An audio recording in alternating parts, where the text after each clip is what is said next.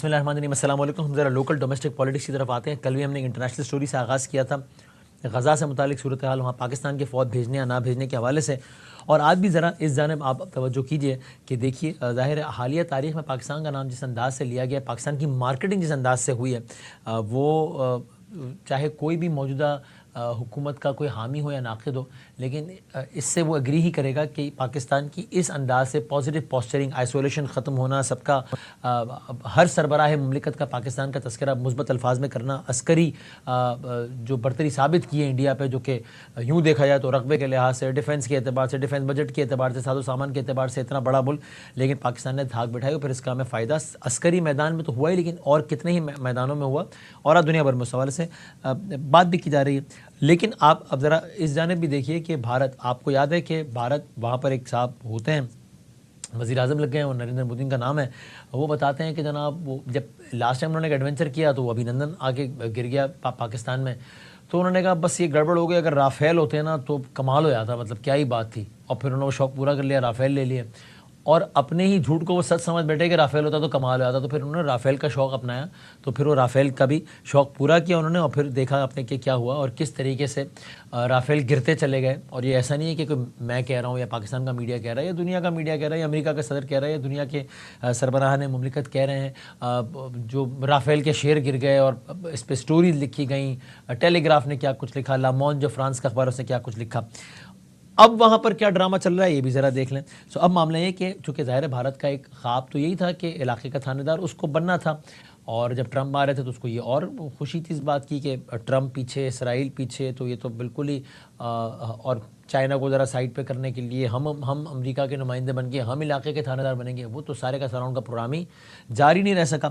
اب وہاں پر کیا ہو رہا ہے؟ اب وہاں پر یہ ہو رہا ہے کہ علاقائی برتری کے خواب میں بھارت نے ہتھیاروں کی خریداری اب مزید تیز کر دی ہے. تو ہو کیا رہا ہے, اب بھارت کے دفاعی جو اخراجات ہیں پاکستان کے مقابلے میں کئی گنا زیادہ ہیں. یہ کوئی 19-20 کا فرق نہیں, ٹھیک ٹھاک زیادہ ہیں. پاکستان بھارت کے دفاعی بجٹ کا اگر ہم ایک کمپیریٹیو انالیسس کریں, تقابلی جائزہ لیں, تو واضح ہے کہ بھارت دفاعی اخراجات میں واضح طور پہ اپنی اضافہ کیے جا رہا ہے. پاکستان کا جو دفاعی بجٹ ہے وہ پاکستان کی جو مجموعی قومی پیداوار ہے اس کا ہے 1.97%. پاکستان کی جو اوور آل پیداوار ہے اس کا 1.97% ہے پاکستان کا ڈیفنس بجٹ. بھارت کا دفاعی بجٹ کتنا ہے؟ 6.81 کھرب بھارتی روپے, یعنی اگر US ڈالرز میں کر لیں تو آلموسٹ 79 بلین ڈالرز کی ہم بات کر رہے ہیں. اور بھارتی حکومت نے 2026-27 کے بجٹ میں 20 سے 25% تک دفاعی شعبے میں اضافے پر غور کیا ہے. 20 سے 25% تک کی آواز ہے. تو یہ جو دفاعی بجٹ ہے جارحانہ عزائم کی وجہ سے جنوبی ایشیا ولنریبل ہے, ظاہر ہے کہ پھر سے خطائی عدم توازن کا خطرات سے دوچار ہو. بھارت کے بڑھتے دفاعی اخراجات کی وجہ جدید ہتھیاروں کی خریداری کا ایک جنگی جنون ہے, جو کہ جس کا دنیا نے مظاہرہ بھی دیکھا اور پھر جو ہزیمت ہوئی بھارت کو بھی دیکھا. مارکہ حق میں ہزیمت کے بعد بھارت اپنی عوام کو آپریشن سندور 2 کی توضیحات پیش کر رہا ہے. ابھی بھی آپ نے دیکھا جب سندور ہو بھی گیا تب بھی ان کے کچھ منسٹر جو اپنی جیب بٹانے کے لیے کہتے رہے کہ نہیں ابھی سندور ختم نہیں ہوا ہے, اس میں تو وقفہ ہے. تو وہ ظاہر ہے ان کو اپنی دکان چلانے کے لیے بہت کچھ کرنا پڑ رہا ہے. سو اس آپریشن سندور 2 کو بنیاد بنا کر دفاعی بجٹ میں اضافہ اور نئے ہتھیاروں کی خریداری کی جا رہی ہے. رافیل اور دیگر طیاروں کی تباہی, دفاعی نظام S-400 کی ناکامی کے بعد اب یہ بھارت مہنگے ہتھیاروں کا خواہاں ہے. دفاعی بجٹ کا 26% نئے آلات کے حصول کے لیے مختص کیا گیا ہے, اور کئی ممالک جن میں امریکہ بھی ہے, جن میں روس بھی ہے, جن میں فرانس بھی ہے, اسرائیل بھی ہے, اسپین بھی ہے, ان سے فوجی ساز و سامان خریدا ہے. اور بھارت جو ہے وہ فرانس, روس اور اسرائیل کا سب سے بڑا ہتھیار کا خریدار ہے. یعنی کہ فرانس کا, روس کا اور اسرائیل کا, یہ تو 3 ممالک ہے دنیا کے, یہ جو اپنی ڈیفنس کی چیزیں بیچتے ہیں ان میں ان کا جو سب سے بڑا خریدار ہے اس ملک کا نام بھارت ہے. جنگی ساز و سامان میں ہیلی کاپٹر تیار ہے, ریڈارز, رائفلز, میزائلز, گولہ بارود شامل ہیں. اور آپ جانتے ہیں پاکستانی افواج بڑے چیلنجز کا سامنا اپنی ایک لمیٹڈ وسائل کے باوجود بہت ہی پروفیشنل انداز میں کر رہی ہیں. پیشہ ورانہ صلاحیتوں کو بروئے کر لاتے ہوئے ریاست کے دفاع کو یقینی بنا رہی ہیں, بنایا ہے. ابھی پچھلے دنوں کی بات ہے, پوری دنیا مانتی ہے. پاکستان کے لیے اپنی دفاعی صلاحیت میں توسیع اور وسائل میں کمی, کیونکہ دونوں چیزیں, دونوں ریالٹیز ہیں. ایک چیلنج ہے, ایک اسٹریٹجک سطح کا چیلنج ہے. اکانومک جو پرابلمز ہیں ان پر قابو پا کر قومی دفاع کے لیے تیاری کو برقرار رکھنا یہ بہت امپورٹنٹ ہے کہ اکانومی کے بھی معاملات اپنی جگہ ہیں, لیکن ڈیفنس کی تیاری کو بھی برقرار رکھنا ہے. تو یہ سمجھ آتا ہے کہ ضروری ہے کہ پاکستان بھارتی عزائم کے تدارک کے لیے اپنی دفاعی صلاحیت کو جدید خطور پر استوار کرے کہ اب یہ سارے ہر چیز کے ڈائنامکس چینج ہوتے جا رہے ہیں اور یہ سارے کا سارا سلسلہ آپ جانتے ہیں کہ کس انداز سے چل رہا ہے. ہم نے بات کرنی ہے لوکل ڈومیسٹک پالیٹکس، اس میں اپنے مہمان کے پاس آئیں گے، لیکن یہ اس نے اتفاق ہے انہوں نے بھی اچھی طرح کا ایک بیان دیا تو میں ذرا وہاں سے بھی بات شروع کروں گا، پھر ذرا ہم اور بھی بات آگے بڑھائیں گے. سینئر رہنما ہے ظاہر ہے پاکستان مسلم لیگ نون کے، بہت قریب وزیر اعظم پاکستان کے، سینئر منسٹر جناب حنیف عباسی صاحب ہمارے ساتھ موجود ہیں. حضور والا السلام علیکم. بہت مہربانی اپنا بدامی صاحب، لیکن اس سے پہلے کہ آپ اپنا پروگرام شروع کریں، میں آپ کے اور اپنے مشترکہ دوست بلکہ بھائی، آپ کے ساتھ ان کی بہت بڑی ایفیلیشن تھی، اور لیکن ہمارے ساتھ بھی بہت زیادہ ان کا جسے کہتے ہیں کہ محبت پیار کا رشتہ تھا راجہ مطلوب صاحب کا، کہ جن کی اچانک موت نے ہم سب کو غمزدہ کر دیا، ہمیں افسردہ کر دیا، اور ان کے بچوں کو اللہ تعالیٰ جو ہے وہ صبر دے اور ان کو اپنے جوار رحمت میں جگہ عطا فرمائے. اور میں آپ کی اپنی جانب سے بلکہ آپ کے ذریعے ان کے بچوں سے تعزیت بھی کرتا ہوں اور ان کے لیے دعا گو بھی ہوں کہ ان کا اگلا جہان جو ہے وہ اللہ تعالیٰ اس پہ اپنی رحمت اور برکت نازل فرمائے. بھائی صاحب بہت شکریہ، مینز اے لاٹ، بہت بہت نوازش. ابھی تک بڑی ناقابل یقین سی بات لگتی ہے جب آپ یہ الفاظ کہہ رہے تھے تو مجھے حیرت ہو رہی تھی کہ یہ الفاظ ہم ان کے بارے میں کہہ رہے ہیں. ظاہر سب نے جانا ہے لیکن یہ ریالٹی ہے، آج اور کل کا معاملہ ہے، کون پہلے کیا کون بعد میں. میں بہت شکر گزار ہوں، میں اہل خانہ کی طرف سے آپ کا بہت شکر گزار ہوں، ان تک ضرور یہ پیغام پہنچاؤں گا. تھینک یو ویری مچ سر. اب بھائی صاحب بات ذرا مختلف حوالوں سے کرنی ہے، لیکن میرا جی چاہتا ہے کہ ابھی ہم نے اتفاق سے پہلے یہ بات کر دی ہے تو آج ہی آپ نے جو ایک بات کہی ہے ایک مقامی یونیورسٹی میں کانوکیشن سے خطاب کرتے ہوئے، میں ذرا لوگوں کو اس کی ایک جھلک دکھانا چاہتا ہوں، پھر وہیں سے سوال کا آغاز، پھر ہم آگے آئیں گے پاکستان کی سیاسی صورتحال پہ. تو دکھائے گا نہیں عباسی صاحب آج کچھ اسی حوالے سے ملتا جلتا کوئی بات کر بھی رہے تھے، وہ کیا تھا ذرا دکھائیے گا. اس طرح لوگ کہا کرتے تھے نا کہ ہمارے ٹینکوں میں ڈیزل نہیں ہے اور ہمارے جہازوں میں پیٹرول نہیں ہے، وہی الحمدللہ فوج، وہی جہاز، وہی ٹینک ایک شخص نے لیڈ کیا. تو آپ نے دیکھا ہوگا کہ وہ جو رافیل تھا کیسے گرا ہے. الحمدللہ ہمارے شہینوں نے اپنی باؤنڈری میں رہ کر ہندوستان کے 7 جہاز جو ہیں وہ گرائے ہیں. میں نہیں کہتا، یہ دنیا کہتی ہے. الحمدللہ. عباسی صاحب پہلے تو آپ اس میں بتائیے نا کہ آپ کی ویسے رائے کیا ہے ایک پاکستانی ہونے کی حیثیت سے، ایک سیاستدان ہونے کی حیثیت سے، حکومت کیسا ہونے کی. پہلے تو آپ مختصر اپنی اس میں رائے کا اظہار کیجئے کہ آپ کو یہ لگتا ہے کہ یہ تو طے ہے کہ وہ اپنا جنگی جنون بڑھا رہے ہیں، وہ ابھی یہ بھی خریدنا ہے، یہ بھی خریدنا ہے، جب ابھی نندن آ کے گرا تھا تو یہ ڈرامہ کیا. یہ تو کوئی کانسپریسی تھیوری نہیں ہے، ریکارڈ پر ہے ساری باتیں. ظاہر ہے ان کے وزیر اعظم نے آ کر کہا، کسی علاقے کے کونسلر نے نہیں آ کے کہا ان کے، کہ یار رافیل کی کمی بڑی محض، رافیل ہوتے نا تو کمال ہو جاتا. تو پھر رافیل آ گیا، پھر وہ بھی گر گئے. اب وہ یہ بیچ رہے ہیں اپنے عوام کو کہ اب یہ بھی خرید لیں گے، یہ بھی خرید لیں گے، اور اس چکر میں دفاعی بجٹ بڑھا رہے ہیں اور سارا کچھ کر رہے ہیں. یہ تو نظر آ رہا ہے آپ کو. لیکن آپ کا خیال کیا ہے کہ یہ کوئی واقعی سندور 2 کی خالی بھڑکے ہی ماریں گے یا ایسی کوئی بیوقوفی دوبارہ کر بھی سکتے ہیں؟ دیکھیں بدامی صاحب، سب سے پہلی بات تو یہ ہے کہ ہمیں پورے پاکستانی قوم کو نا ایک پراؤڈ فیل کرنا چاہیے. یہ اتنا بڑے سینے کے ساتھ اور اتنے بڑے کھلے دل کے ساتھ یہ اپنے شہداء کو خراج تحسین پیش کرے اور اپنی غازیوں کو سلام پیش کرے. میں جب بات کر رہا ہوں تو میرے رونگٹے کھڑے ہو گئے ہیں. اور کیوں؟ آج 10 مئی کے بعد مجھے بتائیں، یہ سندور 2 کی بات کرتے ہیں. ہندوستان کے ساتھ بدامی صاحب اس وقت پوری دنیا میں کھڑا کون ہے؟ ایک نام تو بتائیں. بھوٹان کھڑا ہے، نیپال کھڑا ہے، رشیا کھڑا ہے، یو ایس اے کھڑا ہے، یورپی یونین کھڑی ہے، مڈل ایسٹ کھڑا ہے، ایران کھڑا ہے. اس وقت اکیلا کر دیا. کس نے کر دیا ہے؟ آپ کی بہترین خارجہ پالیسی نے اور آپ کی بہترین ڈیسیجن نے. یہ جو میں نے آج کانوکیشن کے اندر یونیورسٹی کا ایک بہت بڑا کانوکیشن تھا، آپ نے دیکھا ہوگا پورا کنونشن سینٹر بھرا ہوا تھا، کچھ 2200 کے قریب بچے بیٹھے ہوئے، ینگسٹر تھے. یعنی ان کو ہم نے مخاطب کرنا ہے، ان کو بتانا ہے ملک اور قوم کیسے زندہ قومیں ہوتی کون ہے. یعنی جو بات میں نے ٹینک کی، جو میں نے بات کی جہازوں کی، میری بات سنیں. میں بڑے آرام سے ہمبل ریکویسٹ سے کہتا ہوں کہ آپ کے شیروں کا اگر جو لیڈر ہے وہ خچر ہو تو پورے وہ کامیابی حاصل نہیں کر سکتا. اس کے لیے ضروری ہے کہ آپ کے شیروں کا جو لیڈر ہو وہ بھی شیر ہو اور شیروں کی طرح اور جذبہ ایمانی سے بھرپور ہو اور اپنی صلاحیتوں کے اوپر اس کو یقین ہو. یہی تھا ہمارے ایئر چیف کا नजरिया, यही था हमारे फील्ड मार्शल साहब का सोच, जब उनके बहुत सारे दोस्तों ने कहा कि प्लीज ये ना कीजिएगा वरना हिंदुस्तान आपको गजा बना देगा। लेकिन फील्ड मार्शल ने प्राइम मिनिस्टर साहब को उठाया। उनके दोस्तों से या आपकी मुराद है कि उनके जो आलमी रहनुमाओं की बात कर रहे हैं आप कुछ? जी, आलमी रहनुमाओं ने। लेकिन फिर क्या हुआ, फिर अल्लाह ताला का फजल और करम हुआ कि हमने अपने से कई गुना बड़े दुश्मन को पहले तो अपने घर में रहकर 7 जहाज गिराए, और जब एक मिसाइल मेरे घर के पास आके गिरा नूर खान एयरबेस पे, तो फिर हमने घुस के मारा जनाब वसीम बदामी साहब।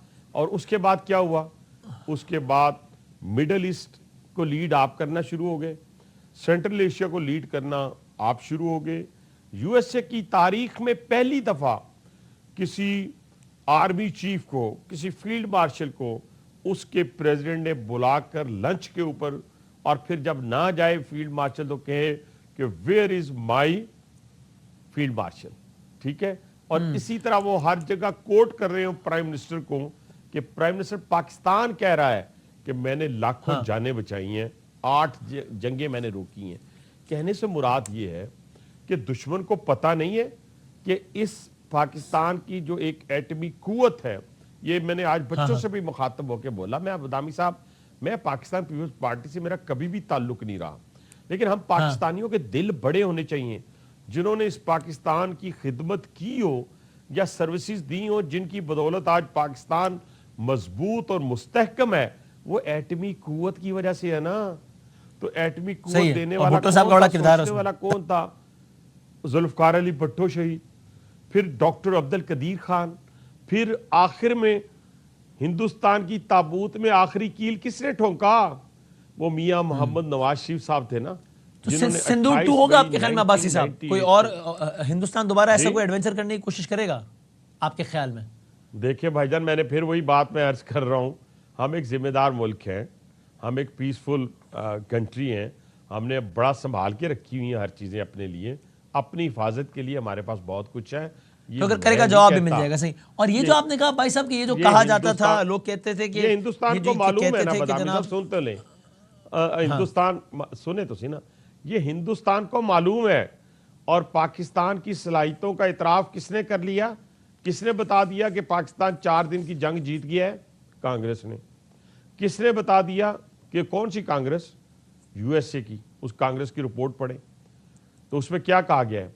उसमें यह कहा गया कि पाकिस्तान 4 दिन की जंग में वाज़े बर्तरी हासिल की है। अच्छा जी हाँ, लिखा हुआ। अब आपने ये जो कहा भाई साहब, ये किस तरफ इशारा था? आपने कहा कि कहते थे कि ये इन जहाजों के तेल के पैसे नहीं और ईंधन, ये जो आपने कहा, ये कौन कहता था? किसी हमारे ही साबका आर्मी चीफ थे ना, हमारे ही। कोई ढकी छुपी बात तो नहीं करता। अब नाम लेने की मुझे आदतें नहीं है, मैं नहीं चाहता किसी को एम्बैरस करना, लेकिन मैंने फिर कहा है कि शेरों की जो क़यादत है वो शेर ही कर सकता है। और अल्हम्दुलिल्लाह की ये पाकिस्तान के 78 साल तारीख में नहीं हुआ सर।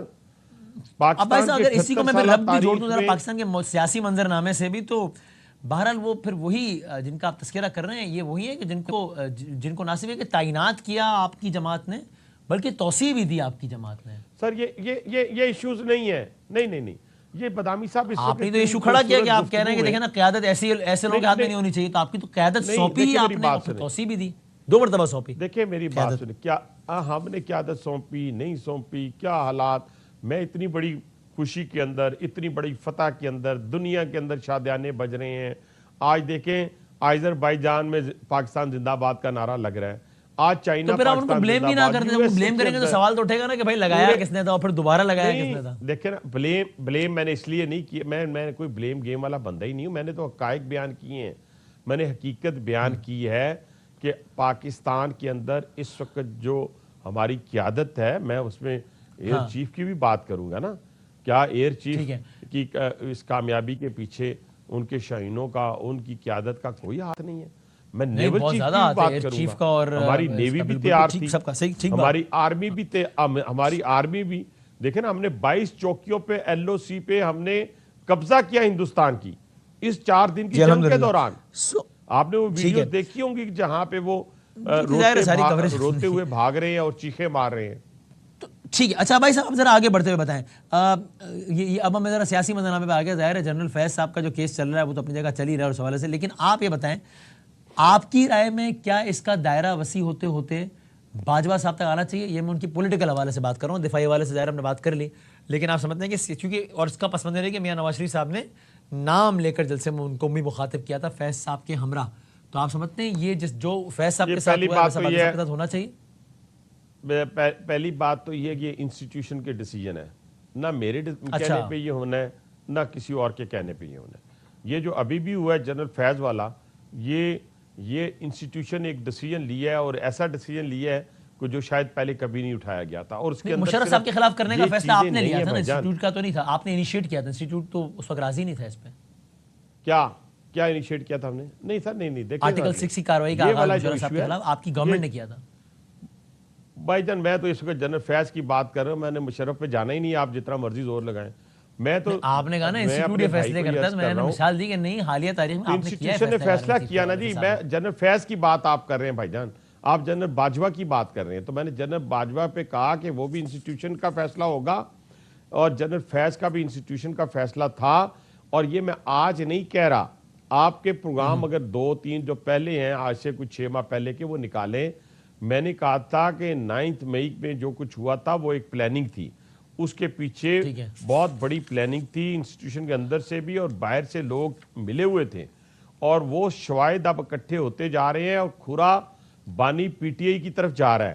یہ میں آپ کو بتانا بھائی صاحب چاہتا آپ کو ویسے ہوں. بات کا یقین ہے, کیونکہ میں سوال سے کر رہا ہوں کہ برادرم انصار عباسی صاحب انہوں نے اپنی پوری جنگ اخبار میں رپورٹ لکھی, اور اس میں وہ لکھتے ہیں کہ بھائی جو بھی ہے معلومات کی بنیاد پہ لکھتے ہیں, ظاہر ہے وہ کہتے ہیں آئی ایس پی آر نے بہرحال 9 مئی اور خان صاحب کا کنیکشن اسٹیبلش نہیں کیا ہے. آپ کو یقین ہے کہ اسٹیبلش ہو جائے گا اور کنیکشن ہے؟ مجھے نہیں پتا جی, مجھے نہیں نہ اس خبر کا پتہ ہے تو نہ میں اور خبر جانتا ہوں. میں اپنی خبر کے مطابق آپ کو بتا رہا ہوں, جو میں بار بار کہتا آیا ہوں اسی کی روشنی میں دوبارہ بات کرنے لگا ہوں کہ یہ جو 9 مئی ہوا ہے, آپ دیکھیں تو صحیح کہ ایک ہی وقت کے اندر مختلف دفاعی انسٹالیشن کے اوپر, میں اب نام نہیں لیتا ہر انسٹالیشن کا, وہاں پہ حملہ کیا گیا. کوئی تھا نا, کوئی پیچھے پلانر تھا, اور جس کے ٹیلی فون بھی پکڑے گئے, جس کی بنیاد کے اوپر سزا ہوئی ہے 14 سال. اور اس کے بعد مزید ابھی یہ بھی تو ہونا ہے نا کہ کون اس کا بینیفیشری ہوتا, کس نے بینیفیشری ہونا تھا, کس کے ساتھ لنک تھے, کون ملاقاتیں کیا کرتے تھے. اب بھائی صاحب مجھے پھر اسی سے رب دے کہ ایک معصومانہ سوال ہے ذہن میں آ رہا, اس کا جواب دے دیجیے. یہ انسٹیٹیوٹ کی آپ بات کر رہے ہیں تو ظاہر ہے حالیہ پریس کانفرنس ہوئی انسٹیٹیوٹ کی طرف سے ہی, اور سخت ترین پریس کانفرنس ہوئی, پاکستان میں کبھی ایسی پریس کانفرنس نہیں ہوگی کسی پولیٹیکل اینٹیٹی کے خلاف. اس میں ایک اور شخصیت کا نام لیا گیا جس کو مجیب الرحمان کہتے ہیں. میں آپ سے اسٹریٹ سوال کر لیتا ہوں, آپ غدار سمجھتے ہیں اس کو؟ بالکل. میں آج کیوں, میں تو 71 سے لے کے, جب میرا خیال ہے میں کتنی سال کا ہوں گا, لوگوں کو پتہ چل جائے گا میری ایج کا, آپ کی عمر 14 سال کا ہوگا. ٹھیک ہے نا, 14 بھی نہیں, میرا خیال ہے 10 سال کا تھا. تو اس وقت سے مجھے پتہ ہے کہ وہ, اور سکوت ڈھاکہ کے اوپر جو اب میں اسی زمرے میں دوسری بات کر دیتا ہوں کہ یہ جو آپ کابل کرتے ہیں یا اخوان کرتے ہیں, وہاں پہ جشن منایا گیا تھا پاکستان کی شکست کے اوپر. یہ پاکستانیوں کو معلوم ہونا چاہیے, جشن کابل تھا سکوت ڈھاکہ کے اوپر. تو میں تو اس وقت سے لے کے آج تک, صرف میں نہیں, یہ تو ہمارے بنگالی بھائیوں نے اس پہ مور لگا دی. یہ جو لاسٹ وہاں پہ ریولوشن آیا ہے, جب اس کے بڑے بڑے بتوں کو گرایا گیا ہے, ان کو توڑا گیا ہے, تو کس نے مور لگائی؟ ہمارے بنگالی بھائیوں نے مور لگائی. 54 ایئرز ہمارے بنگالی بھائی ہمارے سینے سے لگ گئے ہیں, اور ہم ان کے سینے سے لگ گئے. بھائی صاحب پھر آپ کے ذہن میں ہے نا یا نہیں ہے کہ آپ تو یہ رائے کا اظہار, آپ بالکل کلیئر ہیں, آپ نے تو کوئی سوچا بھی نہیں جواب دینے میں, آپ نے کہا بالکل میں کلیئر ہوں, رات سے نہیں اور روز اول سے ہوں کہ آپ اس کو غدار سمجھتے ہیں. میاں محمد نواز شریف صاحب آن ریکارڈ ہے. دوسری بات میں نے بھی کہہ دی نا بدامی صاحب کہ صرف میں نہیں, بنگلہ دیش نے اس پہ مہر لگا دی, ہمارے بنگالی بھائیوں نے. میاں نواز شریف صاحب تو غدار نہیں سمجھتے ان کو. مجھے نہیں پتا وہ کیوں سمجھتے نہیں ہیں یا سمجھتے ہیں, میں نے نہیں سنا ان کے منہ سے. تو میں اس طرح جو آپ میری بات یہ نہیں سنا جس میں وہ کہہ رہے ہوتے ہیں کہ بھائی آپ مجبور نہ کریں کہ ایسا رویہ ہو, اور یہ دیکھو نا یہ اس طرح کا مجبور کر دیا جاتا ہے کہ زیادتی ہوئی اس کے ساتھ. آپ دیکھیں نا, میں آپ کو رائٹ اور لیفٹ نہیں جانے دوں گا. آپ نے جو کوشچن مجھ سے کیا ہے نا, میری ذات سے پہلا کوشچن آپ نے کیا باجوہ صاحب سے ریلیٹڈ تھا, میں نے بالکل کرسٹل کلیئر آپ کو جواب دے دیا. دوسرا کوشچن آپ نے مجھ سے پوچھا شیخ مجیب الرحمان کا, میں نے کرسٹل کلیئر ایویڈنس کے ساتھ اس پہ مور لگا کے میں نے پوری قوم کے سامنے رکھ دیا. پھر اس مور کو اس کو مزید اتھینٹک کرنے کے لیے میں نے بنگلہ دیش کے اپنے بنگالی بھائیوں کی بات کی کہ 55 سال بعد انہوں نے بتوں کو گرایا, شیخ مجیب الرحمان کے بتوں کو, اور اس کے بعد اپنے پاکستان زندہ باد کے بالکل رائٹ اور لیفٹ نہیں آتے, بالکل سیدھا رہتے ہیں آپ. مجھے نہ جانے دیں, میں آپ کو نہ جانے دوں. میں کہہ رہا ہوں اگر کسی کی یہ رائے ہو کہ مجیب الرحمان صاحب کے ساتھ تو زیادتی ہوئی ہے, ان کے پاس ان کو تو حق حکمرانی ملنا چاہیے تھا, ان کے ساتھ زیادتی ہوئی ہے, ان کو دیوار سے لگایا گیا, تو آپ اس رائے سے اتفاق کریں گے یا نہیں کریں گے؟ یار میں تو اپنی رائے آپ کو بتا چکا ہوں. جی آپ کی رائے پوچھ رہا ہوں, مجھ سے کیا کروانا چاہتے ہیں؟ میری رائے یہی ہے کہ میں اس کو غدار سمجھتا تھا. اس نے مکتی بانی کی انڈیا کے ساتھ مل کر بنیاد رکھی. مکتی بانی کے نتیجے میں جو ہے وہ وہاں پہ مسلمانوں کا قتل عام کیا گیا, بھائی سے بھائی کو بھائی سے لڑایا گیا. آپ کی رائے میں آپ کی لیڈر بھی ان کو غدار سمجھتے ہیں اور بیٹیوں کی آخری سوال اس بات پہ پھر آگے بڑھتے ہیں. جی آپ کی رائے میں آپ کے خواجہ آصف صاحب کے بھی 100 بیانات ہیں, لیکن چلو میں ان کا حوالہ نہیں دیتا, میں نواز شریف صاحب کی بات کر لیتا ہوں. وہ ان کو غدار سمجھتے ہیں آپ کی رائے میں, آپ کے خیال میں؟ ٹھیک ہے جی, میرے لیڈر کے بارے میں تو آپ کوئی بات نہ کریں نا, مجھے کسی اور میرے برابر کی کوئی بات کریں. میں اپنے لیڈر پہ کیسے کمنٹ کروں کسی بات پہ؟ آپ کیسے اتنی سادہ اتنا معصومانہ سوال تو نہ کریں میری جان. آپ آئے نا, آپ ابھی آ رہے تھے نا, ابھی آپ کی سیاسی مخالف بات کرتے ہیں, آپ میں اس کا جواب دے دوں گا. جی جی اچھا, ان سے پوچھ کے جواب دے دیں گے. شخصیت پرستی والی بات ہی نہیں ہے, شخصیت پرستی والی بات ہی نہیں ہے. ہمارے قائد ہے, میں کہاں اور میرا قائد کہاں؟ میں ان کی قائد پہ کامنٹ کر سکتا ہوں؟ کیسے کر سکتا ہوں؟ نہیں کر سکتا. بالکل ٹھیک ہے, اچھا ٹھیک ہو گیا. اب بھائی صاحب ذرا میں کوئکلی ایک دو باتیں اور پوچھ لوں.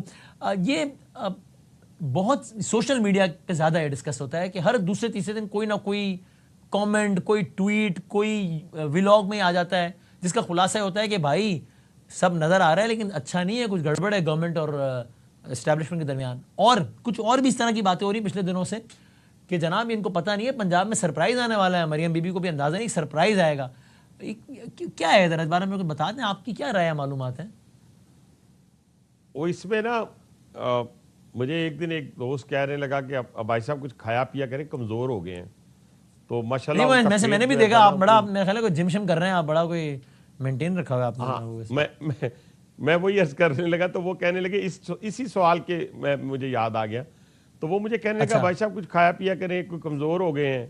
تو ماشاءاللہ ان کا پیٹ کوئی 2 فٹ باہر آیا ہوا تھا. تو میں نے انہیں کہا یہ جلنے کی نا بدبو آ رہی ہے.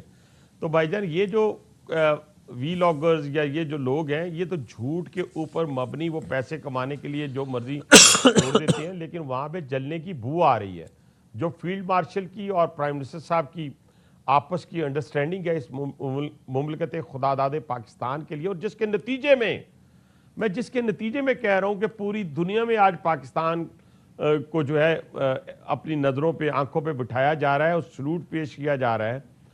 اور اسی طریقے سے مریم بی بی کی جو پرفارمنس ہے پنجاب کے اندر ایز اے پولیٹیکل ورکر, میں بھی اسی دنیا میں 35 ایئر سے سیاسی میدان میں اپنے قدم رکھا ہوا ہے اپنی کالج لائف سے, اور جو اس وقت پنجاب کے اندر ان کی پرفارمنس ہے, تو اگر ان پہ کوئی بات کریں, ان پہ کوئی سرپرائز کی بات کریں, تو پھر ادھر سے بھی جلنے کی بو آ رہی ہے جو یہ بات کہہ رہا ہو. تو دونوں جگہ جلنے کی بو ہے, اس کے علاوہ تو کچھ نہیں. اچھا, یہ صرف جیلسی ہے. اچھا بس ٹھیک ہے. حنیف بھائی صاحب بالکل آخری سوال مریم بی بی کے حوالے سے ہی بتا دیں. انہوں نے آج اگین ایک ذرا سخت بات نہیں کر رہی, آپ کے گلے نہیں پڑ جائے گی؟ پچھلے دنوں بھی مریم بی بی اور کے بیانات کی وجہ سے پیپلز پارٹی بہت ناراض ہوئی تھی. آج انہوں نے کہا ہے, بیان دیا, اس کا خلاصہ یہی ہے کہ یہ صرف بہانے ہوتے ہیں کہ این ایف سی میں ہمیں کم ملا, ہمیں کم ملا. وہ کہتی ہیں میں ثابت کر سکتی ہوں پنجاب کو سب سے کم ملتا ہے, لیکن چونکہ پنجاب ڈیلیور کرتا ہے, ہم ڈیلیور کرتے ہیں تو نظر بھی آتا ہے. یہ باقی لوگ کام نہیں کرتے, پھر بہانہ اچھا مل جاتا ہے کہ جناب پنجاب ہمارا شیئر لے گیا, ورنہ ایسا ہے کچھ بھی نہیں. اب یہ نہ ہو کل کو پھر پیپلز پارٹی آپ سے ناراض ہو جائے, کل صبح ہم سو کر اٹھے تو پھر 3 بیانات لگے ہوں مریم بی بی کے خلاف پیپلز پارٹی کے یا پی ٹی آئی کے. نہیں, میرا خیال ہے انہوں نے نہ دیکھے نا. پچھلے دنوں بلاول جب پنجاب میں آئے تو سب سے پہلے ویلکم کس نے کہا نا؟ مریم بی بی کا. انہوں نے ویلکم کہا, اور انہوں نے کہا کہ ویلکم, اور جس قسم کی فیسیلیٹیشن آپ کو چاہیے ہم تیار ہیں, پنجاب آپ کا ہے, آپ آئے ہیں, ہم آپ کو خوش آمدید کہتے ہیں. تو میرا خیال ہے ہمیں پازیٹیو چیزوں کی طرف جانا چاہیے. اور دوسرا, انہوں نے اس گفتگو میں سندھ کی بات نہیں کی. انہوں نے اس وقت ہو سکتا ہے وہ کے پی کے کی طرف اشارہ ہو, جن کا جو چیف منسٹر ہے, لوگوں کو ہیلتھ, ایجوکیشن, امن و امان اور اینٹی سمگلنگ موومنٹ چلانا, اینٹی انکروچمنٹ موومنٹ چلانا, صاف پانی دینا, ان سب سے جسے کہتے ہیں غافل ہو کر تو وہ اڈیالہ جیل کے باہر ایک مجاور کی حیثیت اختیار کر جاتا ہے. 13 سال سے میں تو حیران ہوں اپنے پختون بھائیوں کے اوپر. کیا ان کی قسمت یہی ہے؟ ان کی قسمت میں یہی لکھا ہے کہ وہ ووٹ دے رہے ہیں, ان کو صحیح لگ رہا ہوگا تبھی ووٹ دے رہے ہوں گے نا, ان کی رائے. بھائی جان تاریخ میں پہلی مرتبہ ہوا ہے کہ 2 کنزیکٹیو گورنمنٹس ملی ہوں. بھائی جان میری بات سنیں, بادامی صاحب, جس صوبے کے اندر نہ جان محفوظ ہے, نہ مال محفوظ ہے, نہ عزت محفوظ ہے, جہاں سمگلنگ عروج پہ ہے, منشیات کی سمگلنگ عروج پہ, گاڑیوں کی سمگلنگ عروج پہ, کرپشن عروج پہ, اور دہشت گردی عروج پہ, اور تھانوں پہ حملے عروج پہ, آپ کہہ رہے ہیں کہ اور پانی پینے کے لیے نہیں ہے, اور ہیلتھ سے سارے جو میرے پختون بھائی ہیں, میں ان کو راولپنڈی میں ریسیو کرتا ہوں, راولپنڈی انسٹیٹیوٹ آف کارڈیالوجی میں, میں ان کو ریسیو کرتا ہوں راولپنڈی انسٹیٹیوٹ آف یورولوجی میں, میں ان کو ریسیو کرتا ہوں ہولی فیملی ہاسپٹل میں. تو میں تو یہ کہہ رہا ہوں کہ خدا کے لیے پرفارمنس کا مقابلہ کریں مریم بی بی کے ساتھ, اور جیلسی سے باہر نکلیں. ٹھیک ہے, تھینک یو ویری مچ. بہت شکریہ بھائی صاحب, سینئر رہنما پاکستان مسلم لیگ. ہم سے بات کر رہے تھے. چھوٹے سے بریک کے بعد ذرا ایک اور موضوع کے ساتھ حاضر ہوتے ہیں.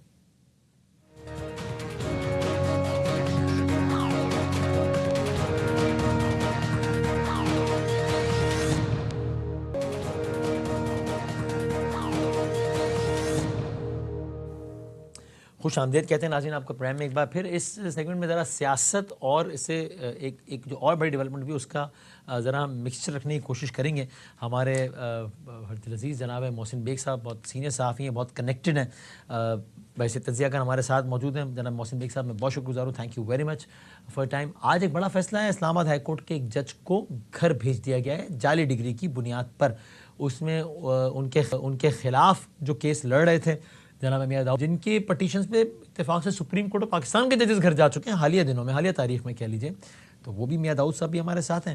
اور جو جج صاحب کی جانب سے کیس لڑ رہے تھے بیرسٹر صلاح الدین صاحب, وہ بھی ہمارے ساتھ ہیں. میں تینوں کا بہت شکر گزار ہوں. اگر اجازت دیں, وکلا ہیں تو ڈر لگتا ہے ذرا, میں وکلا سے اجازت لے کے ذرا محسن بیگ صاحب سے آغاز کروں. محسن بیگ صاحب, ابھی اتفاق ہے کہ پچھلے سیگمنٹ میں ذرا یہی بات ہو رہی تھی گورنمنٹ حنیف عباسی صاحب سے, گورنمنٹ اور اسٹیبلشمنٹ کے سیم پیج پہ ہونے یا نہ ہونے کے حوالے سے, اور پنجاب گورنمنٹ کے حوالے سے بھی پریسائزلی بات ہوئی. مجھے یاد آیا کہ آپ نے پچھلے دنوں کچھ اس طرح کی بات کی تھی, آج سے کچھ 1.5-2 ماہ پہلے یا کچھ ہفتوں پہلے, کہ all is not well between Punjab government and establishment, اور آپ نے کہا تھا اس کے اثرات آپ کو نظر آئیں گے آنے والے دنوں میں. آپ اپنی رائے پہ قائم ہیں ابھی تک؟ بہت شکریہ. بیسیکلی میں نے اس کی ڈیٹیل تو کسی کو ابھی تک نہیں بتائی ہیں.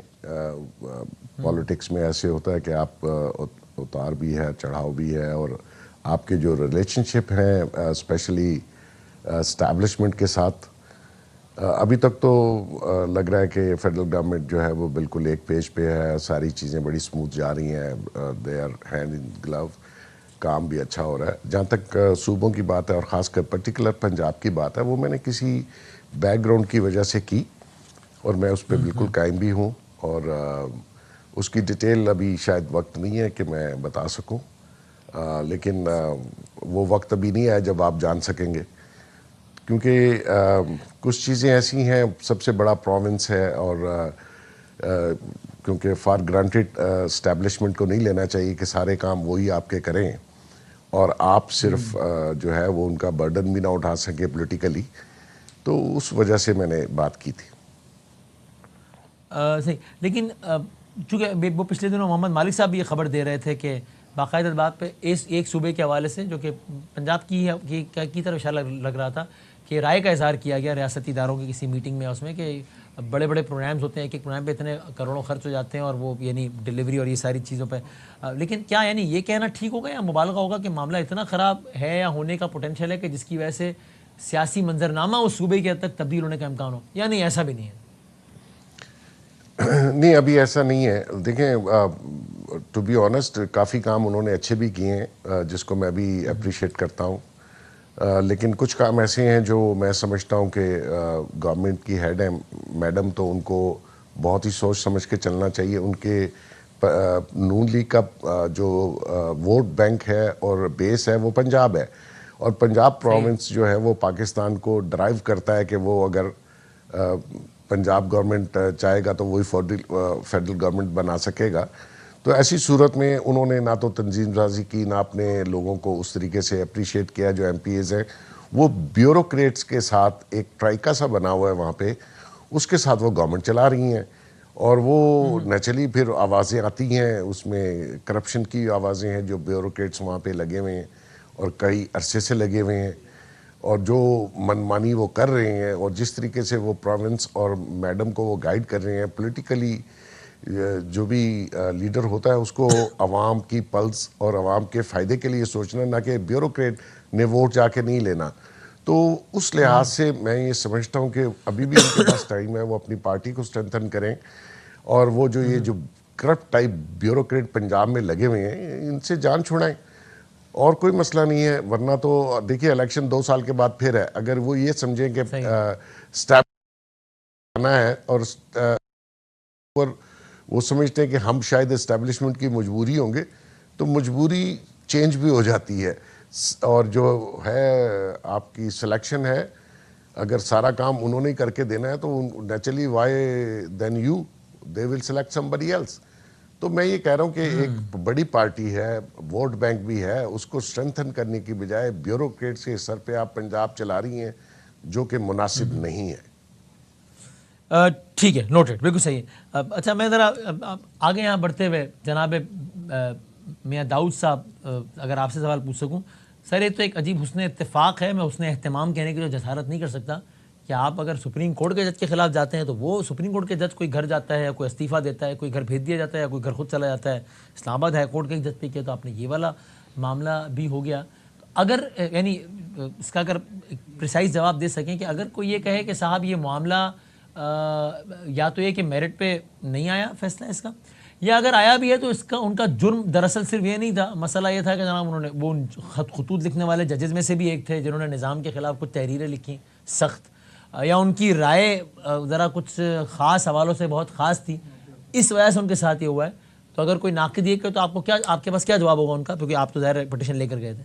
یہ ساری باتیں for the sake of argument تسلیم کر بھی لی جائیں تو پھر بھی یہ جواز پیدا نہیں کیا جا سکتا کہ جعلی سرٹیفکیٹس کی بنیاد کے اوپر، جعلی ڈگری کی بنیاد کے اوپر، LLB پارٹ 1 جعلی، LLB پارٹ 2 جعلی، اس کی بنیاد کے اوپر کسی شخص کو، مجھے وسیم بدامی صاحب کو وزیر اعظم لگا دیا جائے، وزیر بنا دیا جائے، سرکاری افسر بنا دیا جائے یا جج بنا دیا جائے.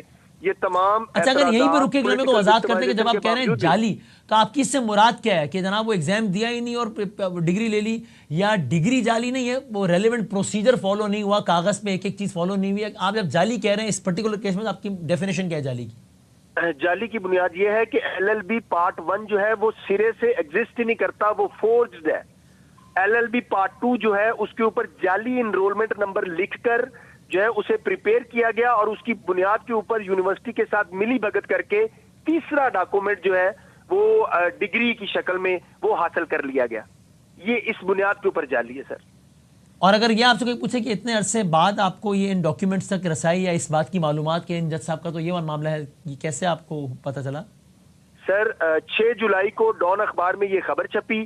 وہ ڈان اخبار کے رپورٹر ہیں اسد ملک صاحب، ان کی مہربانی، کچھ ان سے ڈاکومنٹ اکٹھے کیے، کچھ سوشل میڈیا سے اکٹھے کیے، ان کو ٹیلی کیا، جن کے اوپر ریلائے کیا جا سکتا تھا اس کے اوپر تحفظات کے ساتھ اس کو اپنی درخواست کے ساتھ انیکس کر کے ڈان سٹوری کی بنیاد کے اوپر ریٹ آف کوورنٹو جو ہے وہ دائر کی گئی.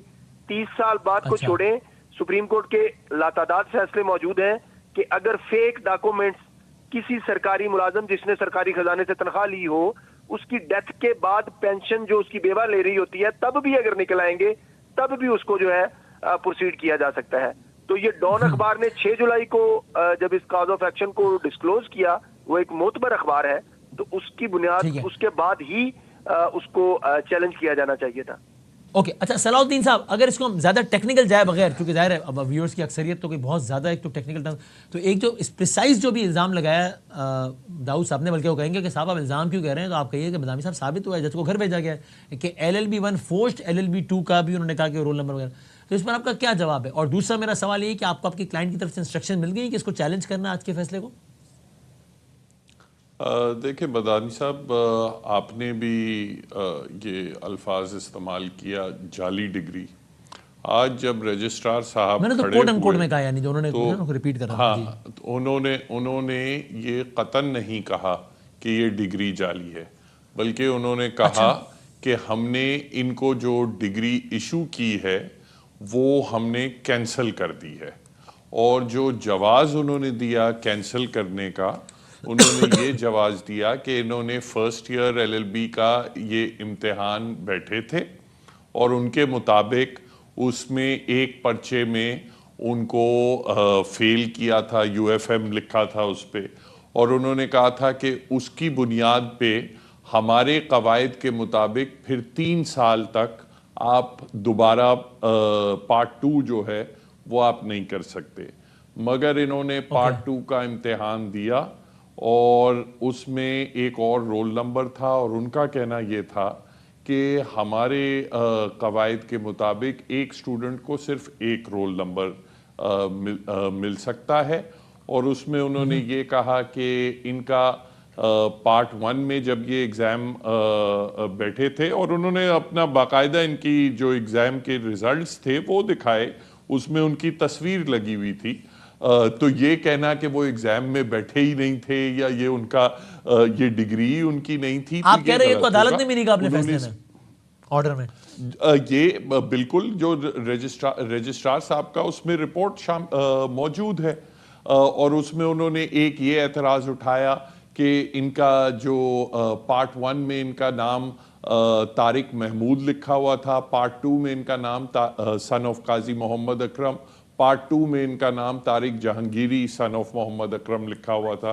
تو انہوں نے کہا یہ ڈسکریپنسیز تھیں جن کی وجہ سے ہم نے ان کی ڈگری کینسل کی. اب یہی ایشو یعنی کیا آپ یہ کہہ رہے ہیں سر، میں اس کو اگر آسان کر دوں تو کیا آپ یہ کہہ رہے ہیں کہ عدالت نے یہ نہیں کہا کہ فیک ڈگری ہے، جعلی ڈگری؟ عدالت نے کہا کہ جناب وہ جو پروسیجر فالو ہونا چاہیے تھا وہ میں بظاہر نظر نہیں آ رہا، اس میں ہمیں کچھ جھول نظر آ رہا ہے، اس لیے منسوخ کرتے ہیں. یہی کیس تھا. اور دوسری بات یہ ہے کہ جب اور آپ کر رہے ہیں اس میں اپیل، جب یہ معاملہ بت کمپلیٹ کر دوں، یہ معاملہ جب سندھ ہائی کورٹ میں گیا تو سندھ ہائی کورٹ میں انہی رجسٹرار صاحب سے پوچھا گیا، تو جب آپ کو یہ ڈسکریپنسیز پتہ لگی تو کیا آپ نے جج صاحب کو نوٹس دیا، ان سے پوچھا کہ یہ کیا ہیں یہ ڈسکریپنسیز؟ تو انہوں نے کہا نہیں، ہم نے تو کوئی نوٹس نہیں کیا، ہم نے خود سے 40 سال بعد ایک ڈگری کینسل کر دی. اور تو اس پہ جج صاحب نے کہا کہ ہائی کورٹ نے کہا کہ یہ آپ کیسے کر سکتے ہیں، کسی کو بغیر نوٹس دیے ہوئے اس کی 40 سال پرانی ڈگری جو آپ مان رہے ہیں کہ آپ نے ایشو کی ہے وہ آپ کیسے کینسل کر سکتے ہیں؟ یہ تو ہم آپ کا جو ڈیکلیریشن ہے یہ ہم سسپینڈ کر رہے ہیں، آپ کی تمام کارروائی سسپینڈ کر رہے ہیں.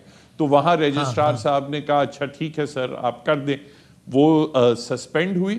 اس کے باوجود رجسٹرار صاحب یہ ریکارڈ اسلام آباد ہائی کورٹ لے کے پہنچ گئے، جہاں ڈوگر صاحب نے پھر فیصلہ فرما دیا کہ یہ میں ڈائریکٹلی ان جج صاحب کو برطرف کر رہا ہوں. تو اس پرٹیکولر بات پہ آپ کہہ رہے ہیں جج صاحب سے جواب ہی طلب نہیں کیا گیا. اور سر آپ جا رہے ہیں اپیل پہ جا رہے ہیں؟ جی میں تو سمجھتا ہوں بالکل اپیل ہوگی آئینی عدالت میں. جو 27ویں ترمیم کے بعد ایسی پٹیشنز کی اپیل آئینی عدالت میں ہی ہوگی. انصاف کی امید ہے آپ کو وہاں سے؟ دیکھیں آج کی جو پروسیڈنگز تھی، اب یہ دیکھیں ڈوگر صاحب جو ہیں وہ ان کے خلاف طارق جہانگیری صاحب نے یہ کہا ہے، اپنا مقدمہ دائر کیا جس میں 2 ججز نے اگری بھی کیا کہ ان کا ٹرانسفر ہی اسلام آباد ہائی کورٹ میں بدنیتی پہ مبنی تھا. ان کو چیف جسٹس جو لگایا گیا وہ بدنیتی پہ مبنی تھا. یہ ایشو جو ہے ابھی بھی وفاقی آئینی عدالت کے پاس پینڈنگ ہے. اس کے باوجود جج صاحب نے یہ مناسب سمجھا کہ یہ میں کیس سن سکتا ہوں, میرا تو کوئی اس میں بالکل غیر جانبداری سے یہ سن سکتا ہوں. انہوں نے یہ بھی چیز نظر انداز کر دی کہ طارق جہانگیری صاحب نے ڈوگر صاحب کے خلاف سپریم جوڈیشل کاؤنسل میں درخواست دائر کی ہوئی ہے کہ انہوں نے میرے خلاف انتقامی کارروائی کی ہے. آپ کو یاد ہوگا جب جس وقت میاں داؤد صاحب بیمار تھے, عدالت میں پیش بھی نہیں ہوئے تھے, اس وقت ان کو طارق جہانگیری صاحب کو معطل کر دیا تھا ڈوگر صاحب نے. تو یہ تمام چیزوں کے باوجود اگر کوئی جج کہے کہ میں غیر جانبداری سے فیصلہ کر سکتا ہوں, تو پھر آپ کو عدالتی نظام پہ ہی آپ کا جو کانفیڈنس ہے وہ شیک ہو جاتا ہے. ٹھیک ہے, اوکے. محسن بیگ صاحب, اب ظاہر ہے یہ سوال پاکستان کے مجموعی سیاسی منظرنامے سے جڑا ہوا ہے. آپ کو لگتا ہے کہ ریاستی اداروں میں, ظاہر ہم نے ایک ٹکراؤ کی مثالیں دیکھی ہیں حالیہ تاریخ میں, مشرف صاحب کے زمانے میں دیکھی تھی, پھر افتخار چوہدری صاحب کے زمانے میں دیکھی, اس سے پہلے بھی دیکھ چکے ہیں. آپ کو اس موجودہ منظرنامے میں ایسا کوئی بھی امکان نظر آتا ہے, یا آپ کو لگتا ہے کہ نہیں صاحب اب کہاں, اب تو 26ویں 27ویں کے بعد اب یہ کوئی چیلنج نہیں ہے کوئی یہ ریاست کے لیے یا حکومت کے لیے؟ دیکھیے, پاکستان ایک واحد کنٹری ہے, یہاں کبھی بھی کسی وقت بھی کچھ بھی ہو سکتا ہے, لہٰذا کسی چیز کو نظر انداز تو کرنا نہیں چاہیے. رہ گئی بات کہ میں سن رہا ہوں, میں نے یہ کیس نیوز پیپرز میں ہی پڑھا ہے جہانگیری صاحب کا. دیکھیں, قصور دونوں سائیڈوں سے ہی ہے.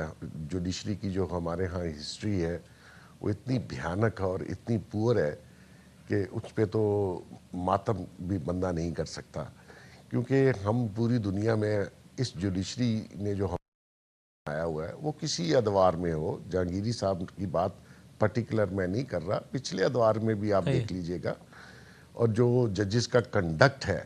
اب دیکھیے, جہانگیری صاحب پہ یہ سٹوری آئی, چیزیں آئیں, کیس ہو گیا. مورلی ان کو چاہیے تھا کہ وہ کہتے میں اس وقت تک جب تک میں اپنی انوسنس اور اپنی سرٹیفکیشن پروف نہیں کرتا میں ہائی کورٹ میں نہیں بیٹھوں گا, لیکن وہ بیٹھے رہے. دوسری بات, آپ بھی اسٹوڈنٹ رہے, میں بھی رہا, میں اسٹوڈنٹ لیڈر تھا, میں بہت سارے اپنے اسٹوڈنٹس کے لیے یہ ایشوز حل کرتا تھا کیونکہ الیکشن لڑنا ہوتے تھے. تو دیکھیں, ایک ڈگری کے لیے یا ایک سرٹیفکیشن پروگرام کے لیے آپ کو ایک انرولمنٹ نمبر ملتا ہے, وہ چینج نہیں ہوتا. اچھا, جب ان کو 3 سال کے لیے بین کیا گیا تو وہ دوبارہ کیسے اپیئر ہو گئے؟ اچھا, دوبارہ اپیئر ہوئے تو نیچرلی سیکریسی برانچ اور یہ جتنی یونیورسٹیز میں برانچز ہوتی ہیں یہ اس میں بہت پیسے چلتے ہیں, اور اول سے چل رہے ہیں. جب ہم گئے تھے تب بھی یہی کام ہو رہا تھا.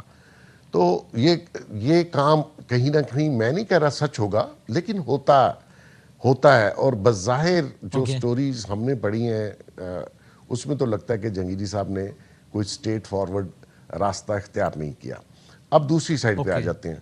دوسروں کو موقع مل گیا, انہوں نے کہا جی جو بندہ اوبے نہیں کرتا چلو جی فارغ کرو. یہ فیک ڈگری کا کیس پہلے بھی 2 ججوں پہ ہو چکا ہے, پارلیمنٹیرینز پہ ہو چکا ہے.